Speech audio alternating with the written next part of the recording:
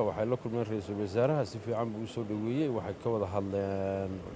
ra'iisul wasaaruhu iyo tiimkii iyo aniga iyo wasiir ducaale iyo taliyaasha ciidamada waxaan u soo gudbinay baahidayada iyo sida ay wax yihiin waxaan u sameynay presentation oo ah baahidayada waxaan u baahannahay waxaan hor yaalla muhiimadda uu gobolkan u leeyahay haddii la xoreeyo ummadda Soomaaliyeed waxyaabaha naga hortaagan in la xoreeyo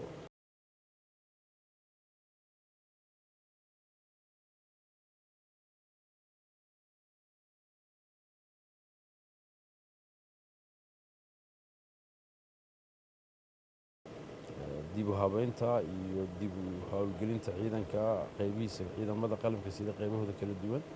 waxyaabaha naga hortaagan challenge-kana haysta ee ay tahay inay naga caawiyaan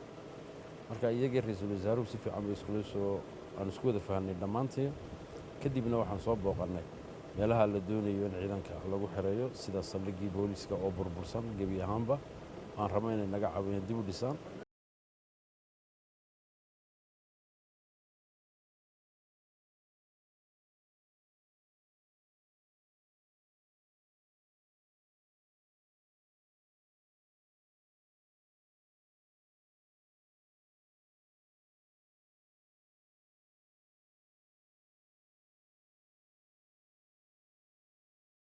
si boolisku u guto waajibaadkiisii ahaa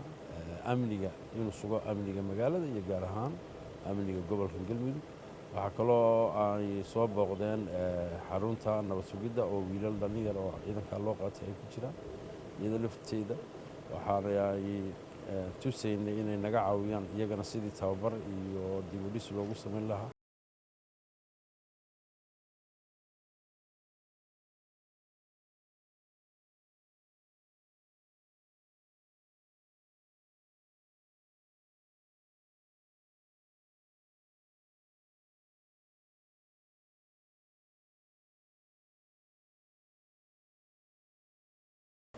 waxaa kaloo booqdeen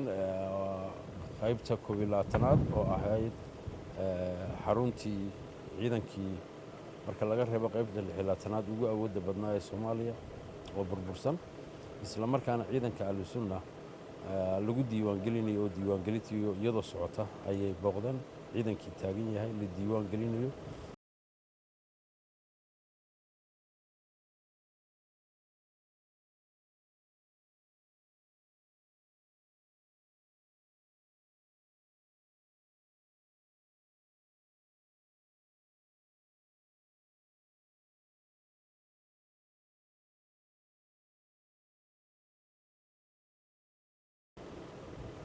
waad u jeedeen burburka ka muuqda xerada inay dib noogu dhisaan waa rabnaa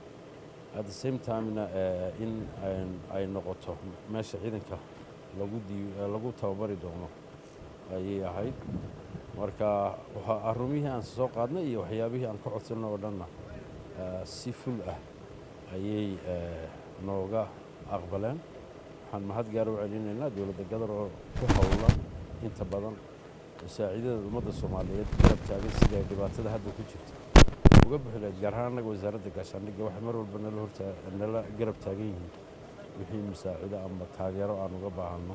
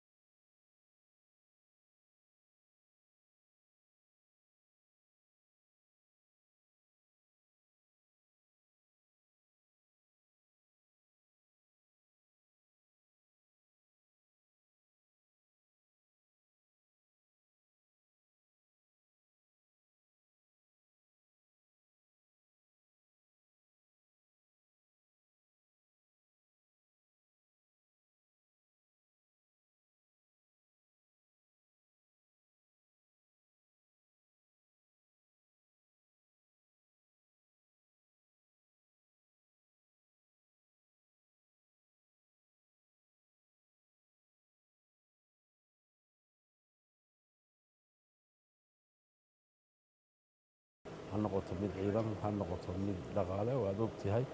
baabuur xabadu karin oo dhowr toddobaatan ku dhow in ay mar dhaweyta ugu deeqeen wasaaradda gaashaandhigga marka hawlihii ay ku tabarucayeen ciidamada xoogga dalka Soomaaliyeed inbay soo ballaadhiyeen waxaan rabnaana gobolkan galmudug dowlad goboleedka galmudug waxay ogsoontahay inay dhowaan ka dhici doonto